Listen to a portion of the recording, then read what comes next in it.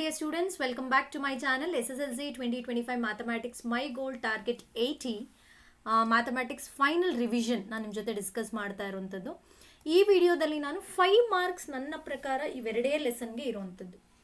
5 marks ಇಲ್ಲ surface area volume ಆಗಿರುತ್ತೆ ಇಲ್ಲ ಟ್ರಿಗ್ನೋಮೆಟ್ರಿ ಎರಡೇ ಲೆಸನ್ಗೆ ನಿಮಗೆ ಚಾನ್ಸಸ್ ಇರೋದು, ಇನ್ನು ಯಾವುದೇ ಲೆಸನ್ ಕೊಡುವಂಥ ಚಾನ್ಸಸ್ ಇಲ್ಲ. ಸೊ ಈಗ ಈ ಎರಡು ಲೆಸನಲ್ಲಿ ಕ್ವೆಶನ್ಸ್ ಯಾವ ಥರ ಕೊಡ್ತಾರೆ ಅನ್ನೋದನ್ನು ನಾವು ಡಿಸ್ಕಸ್ ಮಾಡ್ತಾ ಹೋಗೋಣ. ಇಲ್ಲಿ ನಾನು ಜಾಸ್ತಿ ಕ್ವೆಶನ್ ತೊಗೊಂಡಿಲ್ಲ, ಯಾಕಂದರೆ ತುಂಬ ಟೈಮ್ ತೊಗೊಂಡು ಪ್ರತಿಯೊಂದು ನಿಮ್ಮ ಜೊತೆ ಡಿಸ್ಕಸ್ ಮಾಡೋದು ತುಂಬ ಇದು ಮಾಡೋದು ಬೇಡ ಅಂತೇಳಿ ಒಂದು 3 ಕ್ವೆಶನ್ಸ್ ತೊಗೊಂಡಿದ್ದೀನಿ. 2 ಸರ್ಫೇಸ್ ಏರಿಯಾ ವಾಲ್ಯೂಮಿಂದ, 1 ಕ್ವೆಶನ್ನು ಟ್ರಿಗ್ನೋಮೆಟ್ರಿಯಿಂದ. ಯಾಕಂದರೆ ಇದು ಸ್ವಲ್ಪ ಡಿಫ್ರೆಂಟ್ ಅನ್ನಿಸ್ತು, ನಾನು ಒಂದಷ್ಟು ಬುಕ್ಕಲ್ಲಿ ರೆಫರ್ ಮಾಡಿದಾಗ ಆಲ್ಮೋಸ್ಟ್ ಬೇರೆ ಕ್ವೆಶನ್ಸ್ ಎಲ್ಲ ನಾನು ಡಿಸ್ಕಸ್ ಮಾಡಿದ್ದೀನಿ ಈಗ ಆಲ್ರೆಡಿ ಪ್ರೀವಿಯಸ್ ವೀಡಿಯೋಸಲ್ಲಿ. ಈ ವಿಡಿಯೋದಲ್ಲಿ ಪರ್ಟಿಕ್ಯುಲರ್ ಆಗಿ 5 ಮಾರ್ಕ್ಸ್ಗೆ ಅಂತ ಬಂದಾಗ ಎರಡೇ ಲೆಸನ್ ನೀವು ಟಾರ್ಗೆಟ್ ಮಾಡಬೇಕಾಗಿರೋದು. ಬಟ್ ಸ್ಟೇಟ್ ಲೆವೆಲ್ ಪ್ರಿಪರೇಟರಿ ನೋಡೋದಾದರೆ ನಿಮ್ಗೆ ಗೊತ್ತಿದೆ ಎಲ್ರಿಗೂ ಅಪ್ಲಿಕೇಶನ್ ಆಫ್ ಟ್ರಿಗ್ನೋಮೆಟ್ರಿಯಿಂದನೇ ಕೊಟ್ಟಿರೋವಂಥದ್ದು. ಹಾಗಾಗಿ ಆ ಕ್ವೆಶನ್ ತೊಗೊಂಡಿದ್ದೀನಿ. ಈ 3 ಕ್ವೆಶನ್ನ ಜಸ್ಟ್ ನೀವು ಇದೇ ಬರುತ್ತಾ ಅಂತ ದಯವಿಟ್ಟು ಕೇಳಬೇಡಿ, ನಾನು ಜಸ್ಟ್ ಗೆಸ್ ಮಾಡ್ತಾ ಇರೋದಷ್ಟೇ. ಬರ್ಬೋದು, ಇಂಥ ಪ್ಯಾಟರ್ನ್ ಬರಬಹುದು ಅಂತ ಹೇಳಿ. ಇಲ್ಲಿ ನೀವು ಕಲಿಬೇಕಾಗಿರೋದು ಕಾನ್ಸೆಪ್ಟ್. ಹೇಳಿದ್ನಲ್ವಾ, ಕ್ವೆಶನ್ ಹೇಗೆ ಕೊಟ್ಟರೆ ನಾನು ಹೇಗೆ ಅದನ್ನು ಸಾಲ್ವ್ ಮಾಡಬೇಕು, ಯಾವ ರೀತಿ ಮಾಡಬೇಕು ಅನ್ನೋದನ್ನಷ್ಟೇ ನೀವು ಟಾರ್ಗೆಟ್ ಮಾಡಬೇಕೇ. ಬಿಕಾಸ್ ಇದೇ ಕ್ವೆಶನ್ ಅಂತ ದಯವಿಟ್ಟು ನನಗೆ ಕಮೆಂಟ್ ಮಾಡಬೇಡಿ. ನಾನಿಲ್ಲಿ ಹೇಳ್ಕೊಡ್ತಾ ಇರೋದು ನಿಮಗೆ ಕಾನ್ಸೆಪ್ಟ್, ಅಂದರೆ ಕ್ವೆಶನ್ ಹೇಗಿದ್ರೆ ನೀವು ಫಾರ್ಮುಲಾ ಯಾವ್ದು ಬರ್ಕೊಳ್ಬೇಕು, ಹೇಗೆ ಸಾಲ್ವ್ ಮಾಡಬೇಕು ಅನ್ನೋದನ್ನಷ್ಟೇ ನಾನು ನಿಮಗೆ ಹೇಳ್ಕೊಡ್ತಾ ಇರೋದು. ಓಕೆ, ಸೊ ಸ್ಟಾರ್ಟ್ ಮಾಡ್ತಾ ಇದ್ದೀನಿ ನೋಡಿ. ಸೊ ಫಸ್ಟ್ ಕ್ವೆಶನ್ ನಾನು ಸರ್ಫೇಸ್ ಏರಿಯಾ ವಾಲ್ಯೂಮ್ ಇದೆ. ಆ್ಯಕ್ಚುಲಿ ನಿಮ್ಮ ಎಕ್ಸಾಂಪಲ್ ಕ್ವೆಶನ್ ಇದು. ಕೆಲವ್ರಿಗೆ ಎಷ್ಟೋ ಮಕ್ಕಳಿಗೆ ಅರ್ಥ ಆಗಿಲ್ಲ, ಹಾಗಾಗಿ ಇದನ್ನು ಒಂದು ಸ್ವಲ್ಪ ಕ್ಲಿಯರ್ ಆಗಿ ನಿಮ್ಗೆ ಅರ್ಥ ಮಾಡಿಸಿದ್ರೆ ಈಸಿಯಾಗಿ ಬರಿಬೋದು ಅಂತ ಹೇಳಿ. ನೋಡಿ ಈಗ ಹಿಂಗಿದೆ. ಈಗ ಹೇಗಪ್ಪ ಅಂತಂದ್ರೆ ಇಲ್ಲಿ ನೋಡಿ, Shanta runs an industry in the shed which is in the shape of cuboid surmounted by the half cylinder as shown in the figure. If the base of shed is of dimension idondu miss agide, of dimension it is 7 meter into 15 meter and height of the cuboidal portion is 8 meter. Find the volume of air that the shed can hold. Further, suppose the machinery in the shed occupies total space 300 meter cube and there are 20 workers, each of whom occupies 0.08 meter cube spare on an average, then how much air in the shed ಅಂತೇಳಿ ಈ ಥರ ಕ್ವೆಶನ್ಸ್ನ 5 ಮಾರ್ಕ್ಸ್ಗೆ ಕೇಳುವಂಥದ್ದು ಅಥವಾ 4 ಮಾರ್ಕ್ಸ್ಗೆ ಕೇಳುವಂಥ chances ಇರುತ್ತೆ. ಈಗ ಇದು actually ನಿಮ್ಮ example text ಬುಕ್ಕಲ್ಲಿ ಕೊಟ್ಟಿರುವಂಥ ಕ್ವೆಶನ್ನು. ಹೇಗೆ ಸಾಲ್ವ್ ಮಾಡಬೇಕು ನೋಡಿರ್ತಾರೆ ನೀವು ಎಕ್ಸಾಂಪಲ್ ಕ್ವೆಶನಲ್ಲಿ ಕೂಡ. ಬಟ್ ಇದರಲ್ಲಿ 2 ಪಾರ್ಟ್ ಇದೆ. ಫಸ್ಟ್ ನಾವೇನು ಮಾಡಬೇಕು, volume of the shed find out ಮಾಡಬೇಕು. Volume of the shed. Okay, so ಈಗ ನಾನು ನೋಡಿ ಇಲ್ಲಿ ನಿಮಗಿರೋದು 2 ಶೇಪು, ಕ್ಯೂಬಾಯ್ಡ್ ಇದೆ, ಸಿಲಿಂಡರ್ ಇದೆ. ಕಂಪ್ಲೀಟ್ ಸಿಲಿಂಡರ್ ಇಲ್ಲ, ಹಾಫ್ ಸಿಲಿಂಡರ್ ಇದೆ, ಹೌದಲ್ವಾ? ಸೊ ಇಲ್ಲಿ ನೋಡಿ, ನಾವು ಸಿಲಿಂಡರ್ ಇಲ್ಲಿ ಅಬ್ಸರ್ವ್ ಮಾಡ್ತಾ ಬನ್ನಿ. ಇದು 7 ಸೆಂಟಿಮೀಟರ್, ಅದು ಆಪೋಸಿಟ್ ಅಂತ ತೊಗೊಂಡ್ರೆ ಇದು 15 ಮೀಟರ್ ಆಗಿರುತ್ತೆ. ಈ ಸಿಲಿಂಡರ್ದು ನೋಡಿ, ಸಿಲಿಂಡರ್ದು ಕಂಪ್ಲೀಟ್ ಇದು ಡಯಾಮೀಟರ್ 7 ಇದೆ. ನಾವೇನು ಮಾಡ್ತೀವಿ, ಹಾಫ್ ಆಫ್ ಡಯಾಮೀಟರ್ ಏನು ಮಾಡ್ತೀವಿ, 7/2 ತೊಗೊಳ್ತೀವಿ, ರೇಡಿಯಸ್ ಆಫ್ ದಿ ಸಿಲಿಂಡರ್. ಈಗ ಫಸ್ಟ್ ನೋಡಿ, find the volume of the air that the shed can hold, ಅಂದರೆ ನಾವು volume of the shed find out ಮಾಡೋಣ. ನೋಡಿ ಈಗ ಫಸ್ಟ್ ಕೇಸಲ್ಲಿ ಏನಪ್ಪ ಅಂತಂದರೆ, let us find volume of shed find out ಮಾಡೋಣ. ಓಕೆನಾ? So let us find this volume of shed ಅಂತ ಬಂದರೆ,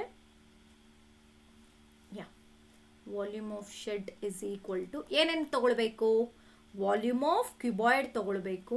ನೋಡಿ ಇಲ್ಲಿ ವಾಲ್ಯೂಮ್ ಆಫ್ ಕ್ಯೂಬಾಯ್ಡ್ ಬೇಕು, plus half of the volume of cylinder ಬೇಕು, ಪೂರ್ತಿ ಅಲ್ಲ, ವಾಲ್ಯೂಮ್ ಆಫ್ ಸಿಲಿಂಡರ್.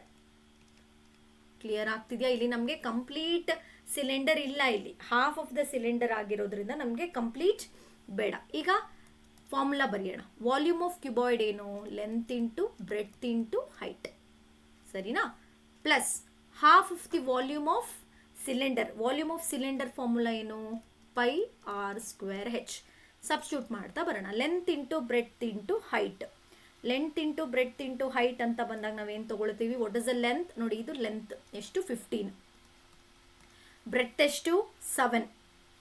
ಹೈಟ್ ಎಷ್ಟು, 8 ಇಂಟು, ಮುಗಿತಾ? ಪ್ಲಸ್ ಇಲ್ಲಿ ಬರೋಣ, ಹಾಫ್ ಇಂಟು, ಇಲ್ಲೇ ಹೇಳಿದರೆ ಎಷ್ಟು ತೊಗೊಳ್ಬೇಕು ಅಂತ, 22/7 ತೊಗೊಳ್ಳೋಣ.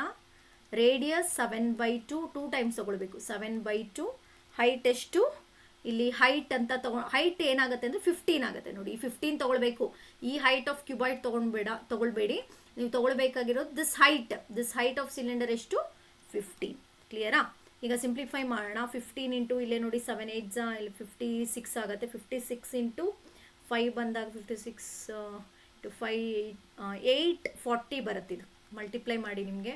ಇಲ್ಲಿ ನಾನು 56 ಇಂಟು 15 ಮಾಡಿದ್ರೆ 840 ಬರುತ್ತೆ. ಇಲ್ಲಿ ಯಾವ್ಯಾವ ಲೆಟ್ ಅಸ್ ಟೇಕ್ ಪ್ಲಸ್ ಇಲ್ಲಿ ಏನು ಉಳ್ಕೊಂಡಿದೆ 11 into 7 77 77 into 15 7s it is 105 10 15 7 105 yes 1155 ಬರುತ್ತೆ. Divided by 2 2s 4. ನಾವು 4 ನೆಕ್ಸ್ಟ್ ನೋಡ್ಕೊಳ್ಳಿ 840 ಪ್ಲಸ್ ನೋಡಿ 115 ಅಂದರೆ 4 2s 8. ಫಸ್ಟು 2 ಮಾಡ್ತೀವಿ. 4 2s 8. ಸೊ ಇಟ್ ಇಸ್ 335 ಆಯಿತು. 4 8s 32.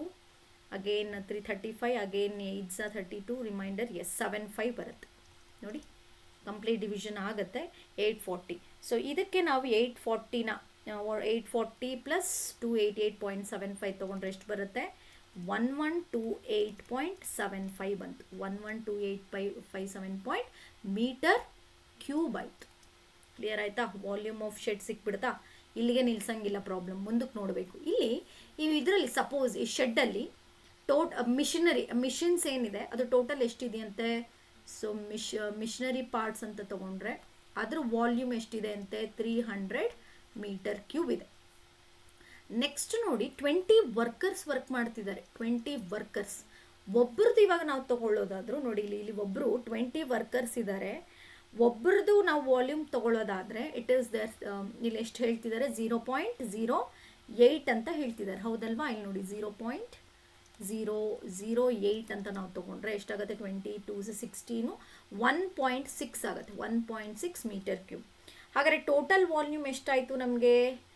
ಸೊ 300 ಜೊತೆ ನಾವು ತೊಗೊಂಡಾಗ ಇಟ್ ಬಿಕಮ್ಸ್ 300 ಇಲ್ಲಿ ನೋಡ್ತಾ ಬನ್ನಿ 301.6 ಮೀಟರ್ ಕ್ಯೂಬ್ ಆಯಿತು. ಹಾಗಾದರೆ how much air in the shed ಅಂದರೆ ಸಬ್ಟ್ರ್ಯಾಕ್ಟ್ ಮಾಡಬೇಕು. ಇದು ಟೋಟಲ್ ವಾಲ್ಯೂಮ್.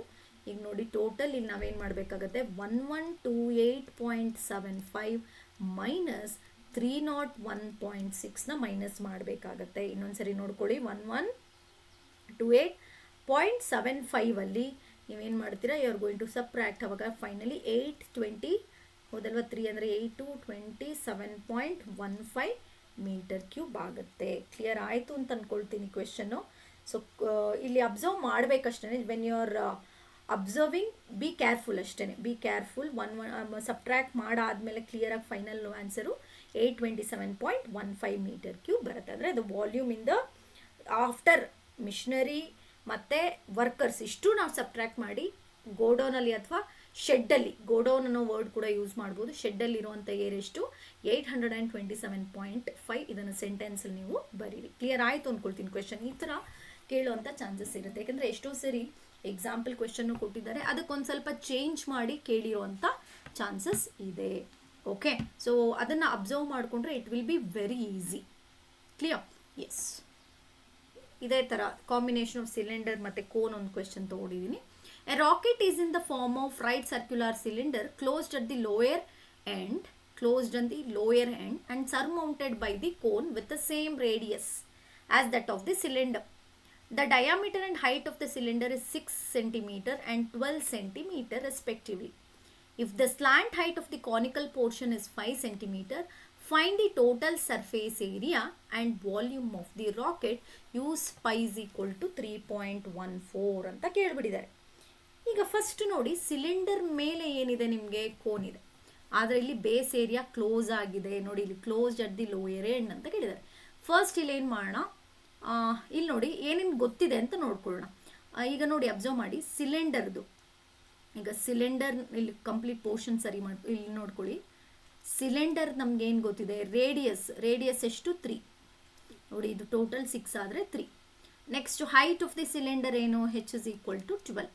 ಈಗ ಕೋನ್ ನೋಡೋದಾದರೆ ರೇಡಿಯಸ್ ಎಷ್ಟು? 3. ರೇಡಿಯಸ್ ಎಷ್ಟು ಕೊಟ್ಟಿದ್ದಾರೆ? 3 ಸೆಂಟಿಮೀಟರ್. ಓಕೆನಾ? ಸ್ಲ್ಯಾಂಟ್ ಹೈಟ್ ಎಲ್ಲಿ ಕೊಟ್ಟಿದ್ದಾರೆ? ಎಷ್ಟು? 5. ಬಟ್ ಹೆಚ್ ಗೊತ್ತಿಲ್ಲ ನಮ್ಗೆ. ಹೆಚ್ ಬೇಕು, ಯಾಕಂದರೆ ನಾವು ವಾಲ್ಯೂಮ್ ತೊಗೊಳ್ಬೇಕಾದ್ರೆ ಹೈಟ್ ಬೇಕಾಗತ್ತೆ. ಸೊ ಹೈಟ್ಗೆ ಏನು ಮಾಡ್ತೀರಾ? ಇಲ್ಲಿ ನೀವು as you know that this is 90 degree. ಇಲ್ಲಿ ಪೈಥಾಗರಸ್ ಥಿಯರಮ್ ಅಪ್ಲೈ ಮಾಡ್ತೀರಾ. ನೋಡಿ ಪೈಥಾಗರಸ್ ಥಿಯರಮ್ ಅಂದರೆ ಇಲ್ಲಿ ಹೈಪೋಟೆನಸ್ ಏನಾಗುತ್ತೆ, A C square is equal to O A square plus O C square ಆಗುತ್ತೆ. Okay, what is A C? 5 square. O A ಗೊತ್ತಿಲ್ಲ ಹಾಗೆ ಇಟ್ಕೊಳ್ತೀನಿ, ಪ್ಲಸ್ 3 ಸ್ಕ್ವೇರ್. ಕಂಪ್ಲೀಟ್ ಈಗ 5 ನೋಡಿ 25 minus 9 is equal to O A square which is equal to 16 ಆಯಿತು. Root 16 ಅಂತ ತಗೊಳ್ಳೋದಾದ್ರೆ O A ಎಷ್ಟಾಯಿತು ನಿಮ್ಗೆ ಇವಾಗ? ಹೈಟ್ ಎಷ್ಟು ಬರುತ್ತೆ? 4 ಸೆಂಟಿಮೀಟರ್. ರೂಟ್ 16 ಎಷ್ಟು? 4. ಸೊ ಹೈಟು ಇಷ್ಟು ಕ್ಲಿಯರ್ ಆಯ್ತು. ಇವಾಗ ಈಗ 2 ಕಾಲಮ್ ಹಾಕೊಳ್ಳೋಣ. ಒಂದು ನಮಗೆ surface area total T S C of rocket. ಈಗ ನಾನು ಫಸ್ಟ್ ಕೇಳ್ತಾ ಇರೋದೇನು? T S C of rocket ಏನೇನಾಗುತ್ತೆ ಅಂತ ನೋಡ್ತಾ ಬರೋಣ. ಫಸ್ಟ್ ನಾವಿಲ್ಲಿ ನೋಡಿ, ಇಲ್ಲಿ C S C of cylinder ತಗೊಳ್ತೀನಿ, ಕರೆಕ್ಟಾ? C S C of cylinder plus area of circle ಸಿಲಿಂಡರ್ದು, ಹೌದಾ? ಅಥವಾ next C S C of cone ತಗೊಳ್ಳೋಣ, ಆಮೇಲೆ ಏರಿಯಾ ಆಫ್ ಸರ್ಕಲ್ ತಗೊಳ್ಳೋಣ. C S C of cone plus area of base. Area of base ಅಂತನಾದರೂ ತಗೊಳ್ಬೋದು, ಯಾವುದು? ಸಿಲಿಂಡರ್ದು. ಈಗ what is area of C S C of cylinder? 2 pi r h ಅಲ್ವಾ? 2 pi r h. ಇದು ಪೈ ಆರ್ ಎಲ್, ಇದು pi R square. ನೋಡಿ ಎಲ್ಲದರದ್ದು ರೇಡಿಯಸ್ ಒಂದೇ, ಸೊ ನೀವು ಬೇಕಾದರೆ ಪೈ ಆರ್ ಕಾಮನ್ ತೆಗಿಬೋದು. ಉಳ್ಕೊಳ್ಳೋದು 2h plus l plus 1 r, ಸರಿನಾ? ಈಗ ಸಬ್ಸ್ಟಿಟ್ಯೂಟ್ ಮಾಡ್ತಾ ಬರೋಣ. 3.14 ರೇಡಿಯಸ್ ಎಷ್ಟು? 3. 2 ಇಂಟು ಇದು ಹೈಟ್ ಆಫ್ ಸಿಲಿಂಡರ್, ಇದು h, that is 12 plus what is L? L ಎಷ್ಟು? 5 ಪ್ಲಸ್ ರೇಡಿಯಸ್ ಎಷ್ಟು? 3. ಈಗ ಸಿಂಪ್ಲಿಫೈ ಮಾಡೋಣ, ವಿತಿನ್ ಅ ಬ್ರ್ಯಾಕೆಟ್ ಸಿಂಪ್ಲಿಫೈ ಮಾಡೋಣ. ವಿತಿನ್ ಅ ಬ್ರ್ಯಾಕೆಟ್ ಎಷ್ಟಿದೆ? 3.14 ಇಂಟು 3. ಓಕೆ, ಇಲ್ಲೇ ನೋಡಿ 2 12s are 24 ಪ್ಲಸ್ 8.14 ಇಂಟು, ಇಲ್ಲೇ ಅಬ್ಸರ್ವ್ ಮಾಡಿ ಎಷ್ಟು ಬರುತ್ತೆ ನಮಗೆ? 3 ಇಂಟು, ಸೊ ಇಟ್ ಈಸ್ 24, 32 ಬರುತ್ತೆ. 32 ಈ ಕಡೆ ನೋಡ್ತಾ ಬನ್ನಿ, 32 ಅಂದರೆ ಇಲ್ಲಿ ಅಬ್ಸರ್ವ್ ಮಾಡಿ. ಸೊ ಫೈನಲಿ 3.14 ಇಂಟು, ಇಲ್ಲಿ ಅಬ್ಸರ್ವ್ ಮಾಡಿ 32 ಇಂಟು 3 ಇಟ್ ಈಸ್ 96 ಬರುತ್ತೆ. So we are going to multiply with 96. So 96 ಜೊತೆ ಮಲ್ಟಿಪ್ಲೈ ಮಾಡಿದ್ರೆ ಎಷ್ಟು ಬರುತ್ತೆ? So 6 4s it is 24. Yes 301.44 centimetre square ಬರುತ್ತೆ. 304 ಸೆಂಟಿಮೀಟರ್ ಸ್ಕ್ವೇರ್ ಬರುತ್ತೆ. ಕ್ಲಿಯರ್ ಆಯಿತು ಅಂದ್ಕೊಳ್ತೀನಿ ಈ ಕ್ವೆಶನು. ನೆಕ್ಸ್ಟ್ ಈಗ ವಾಲ್ಯೂಮ್ಗೆ ಹೋಗೋಣ. ನೋಡಿ volume of, so volume of rocket, volume of rocket ನಾವು ನೋಡೋದಾದರೆ ಏನು ಬರುತ್ತೆ? So volume of cylinder plus volume of cone ಬರುತ್ತೆ. ಇಲ್ಲಿ ಯಾವುದೇ ಥರ ಬೇಸ್ ತೊಗೊಳ್ಳಲ್ಲ. ಎಸ್, ವಾಲ್ಯೂಮ್ ಆಫ್ ಸಿಲಿಂಡರ್ ಏನು? Pi R square H. ಇದು 1/3 pi R square H. So what is a common we can take? Pi R square ಅಷ್ಟೇ. H ಬೇರೆ ನೋಡಿ, ಹೈಟ್ ಆಫ್ ಸಿಲಿಂಡರೇ ಬೇರೆ, ಹೈಟ್ ಆಫ್ ಕೋನೇ ಬೇರೆ. ಓಕೆನಾ? ಸೊ ಉಳ್ಕೊಳ್ಳೋದು ಏನು ಬರುತ್ತೆ? ಹೆಚ್ ಪ್ಲಸ್ 1/3 ಹೆಚ್ ಆಗುತ್ತೆ. ಸಬ್ಸ್ಟಿಟ್ಯೂಟ್ ಮಾಡೋಣ. 3.14 ಇಂಟು 3 ಸ್ಕ್ವೇರ್ 9 ಆಗುತ್ತೆ. ಡೈರೆಕ್ಟಾಗಿ ಬರಿತಿದ್ದೀನಿ. ಸೊ ಹೆಚ್ ಅಂತಂದರೆ ಇಯರ್ 12 ಪ್ಲಸ್ 1/3 ಇಂಟು 4 ಆಯಿತು. ಈಗ ನೋಡಿ ಇಲ್ಲಿ ಎಲ್ ಸಿ ಎಮ್ ಯಾವುದೇ ಥರ ಕ್ಯಾನ್ಸಲ್ ಆಗೋಲ್ಲ. 3.14 ಇಂಟು 9, ಇಲ್ಲೇ ನೋಡಿ ಎಲ್ ಸಿ ಎಮ್ ತೊಗೊಳ್ಳೋಣ. 12 3s 36 ಪ್ಲಸ್ 4 40 ಆಗುತ್ತೆ. 40/3 ಆಗುತ್ತೆ. ಈ ಕ್ಯಾನ್ಸಲ್ ಮಾಡೋಣ. 3 3s. ಈಗ ಫೈನಲ್ ಆಗಿ ನಮಗೆ ಬರೋದು ಏನು ಬರುತ್ತೆ ನಮಗೆ? So here you are going to multiply by ಎಷ್ಟು ಬರುತ್ತೆ? 40 ಇಂಟು 3. 40 ಇಂಟು 3 ಮಾಡಿದಾಗ 120. 3 ಅಬ್ಸರ್ವ್ ಮಾಡಿ 14 ಇಂಟು 40 ಇಂಟು 3 120. ಸೊ ಇಲ್ಲೇ ನೋಡಿ 12 4s 48, 4 ತೊಗೊಳ್ತೀವಿ. 12 1s 4, 16 1, 12 3s 36, 37 ಆಗುತ್ತೆ. ಸೊ 376.8 ಸೆಂಟಿಮೀಟರ್ ಕ್ಯೂಬ್ ಆಗುತ್ತೆ. ಇದು ಸೆಂಟಿಮೀಟರ್ ಸ್ಕ್ವೇರ್. ಇದಿಷ್ಟು ಯಾವುದು? ರಾಕೆಟ್ನ ಸರ್ಫೇಸ್ ಏರಿಯಾ ಮತ್ತು ವಾಲ್ಯೂಮ್. ನೋಡಿ ಕ್ವೆಶನ್ ಯಾವ ಥರ ಬೇಕಾದರೂ ಕೇಳ್ಬೋದು. ಹೇಳೋದಲ್ಲ, ಕಾನ್ಸೆಪ್ಟ್ ನಿಮ್ಗೆ ಅರ್ಥ ಆಗಿದ್ರೆ ಖಂಡಿತ ಈಸಿ ಅನಿಸುತ್ತೆ. ಕ್ಲಿಯರ್ ಆಯಿತು ಅಂದ್ಕೊಳ್ತೀನಿ. ನೆಕ್ಸ್ಟ್ ಹೋಗೋಣ. ನೋಡಿ ಒಂದು ಈ ರಿಫ್ಲೆಕ್ಷನ್ ರಿಲೇಟೆಡ್ ಆಗಿ ಒಂದು ಕ್ವೆಶನ್ ನನಗೊಂದು ಸ್ವಲ್ಪ ಡಿಫ್ರೆಂಟ್ ಅಂತ ಅನ್ನಿಸ್ತು. ಸೊ ಹಾಗಾಗಿ ಆ ಕ್ವೆಶನ್ನ ಡಿಸ್ಕಸ್ ಮಾಡೋಣ ಅಂತ ಹೇಳಿ. ನೋಡಿ at a point A 20 meter above the level of water in a lake, the angle of elevation of the cloud is 30 degree. The angle of depression of the reflection of cloud in the lake at A is 60 degree. Find the distance of cloud from A ಅಂತ ಕೇಳ್ತಾ ಇದ್ದಾರೆ. ಸರಿನಾ? ಸ್ವಲ್ಪ ಇದು ಟ್ರಿಗ್ನೋಮೆಟ್ರಿಲಿ ನಮಗೊಂದು ಸ್ವಲ್ಪ ಇಲ್ಲಿ observe ಮಾಡಿ. ಈಗ ಒಂದು ಪಾಯಿಂಟ್ ಎ ಇದೆ, ಇದು ಲೇಕ್, ಇದು ನೋಡಿ ದಿಸ್ ಇಸ್ ಅ ಲೇಕ್, ಓಕೆನಾ, ಲೇಕ್. ಅದರಿಂದ 20 ಮೀಟರ್ ಎಬೋ ಒಂದು ಪಾಯಿಂಟ್ ಎ ಅನ್ನೋ ಪಾಯಿಂಟ್ ಇದೆ, ಅಲ್ಲಿಂದ ಆ್ಯಂಗಲ್ ಆಫ್ ಎಲಿವೇಶನ್ ಕ್ಲೌಡ್ಗೆ ಎಷ್ಟಂತೆ 30 ಡಿಗ್ರಿ. ಅದೇ ಪಾಯಿಂಟಿಂದ ಡಿಪ್ರೆಷನ್ ಎಷ್ಟಂತೆ 60 ಡಿಗ್ರಿ. ಕ್ಲಿಯರ್ ಆಯಿತಾ, 60 ಡಿಗ್ರಿ. ಹಾಗಾದರೆ ಅವ್ರು ಕೇಳ್ತಾ ಇರೋದು ಎ ಇಂದ ಸಿಗೆ ಎಷ್ಟು ಡಿಸ್ಟೆನ್ಸ್ ಇದೆ, ಈ ಡಿಸ್ಟೆನ್ಸ್ ಕೇಳ್ತಾ ಇದ್ದಾರೆ. ಕ್ಲಿಯರ್ ಆಗ್ತಿದಲ್ವ, ಈ ಡಿಸ್ಟೆನ್ಸ್ ಬೇಕು ಅವ್ರಿಗೆ.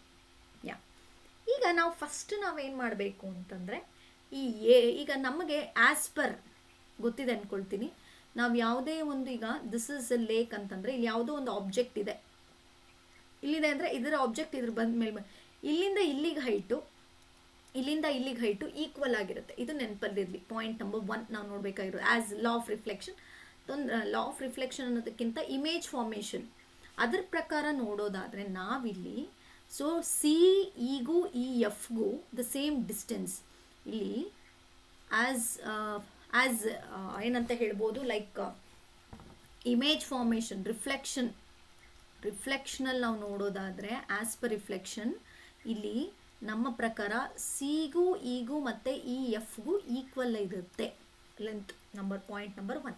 ಅದೇ ಥರ ನೋಡಿ ಎ ಬಿ ಈಕ್ವಲ್ಸ್ ಡಿ ಅವರೇ ಕೊಟ್ಬಿಟ್ಟಿದ್ದಾರೆ, E20 ಸೇಮ್ ಇದೆ. ಕ್ಲಿಯರಾ? ಫಸ್ಟ್ ನಾವೇನು ಮಾಡೋಣ, ಇಲ್ಲಿ ಈ ಬೇಸ್ನ ತಗೊಳ್ಳೋಣ. ಈ ಬೇಸ್ ಇದೆಯಲ್ಲ ಡಿ ಎ, ಈ ಡಿ ಎಗೆ ಫಸ್ಟ್ ನಾವೇನು ಮಾಡೋಣ, ಈ ಟ್ರಯಾಂಗಲ್ಗೆ ಟ್ರಿಗ್ನೋಮೆಟ್ರಿನ ಅಪ್ಲೈ ಮಾಡೋಣ. ಓಕೆ, ಯಾವುದು ಇನ್ ಟ್ರಯಾಂಗಲ್, ಯಾವುದು A D C, in triangle A D C. Okay, ಯಾವುದು ನಾವು ಮಾಡ್ತಿರೋದು, ನಮಗೇನು ಬೇಕಾಗಿರೋದು ಸಿ ಡಿ ಮತ್ತು ಈ ಎ ಡಿ ಇದೆಯಲ್ವಾ, ಎ ಡಿ.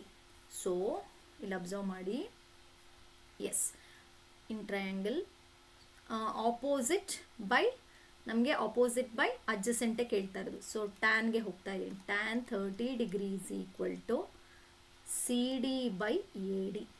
ಕರೆಕ್ಟಾ? ಟ್ಯಾನ್ 30 ಅಂತಂದರೆ ಏನು ತೊಗೊಳ್ತೀವಿ, 1/√3. ಸಿ ಡಿ ನಾವು ಅಲ್ಲೇ ಕೊಟ್ಬಿಟ್ಟಿದ್ದೀವಿ, ಹೈಟ್ ಹೆಚ್ ಅಂತ ತೊಗೊಂಡಿದ್ದೀವಿ, ಎ ಡಿ ಗೊತ್ತಿಲ್ಲ.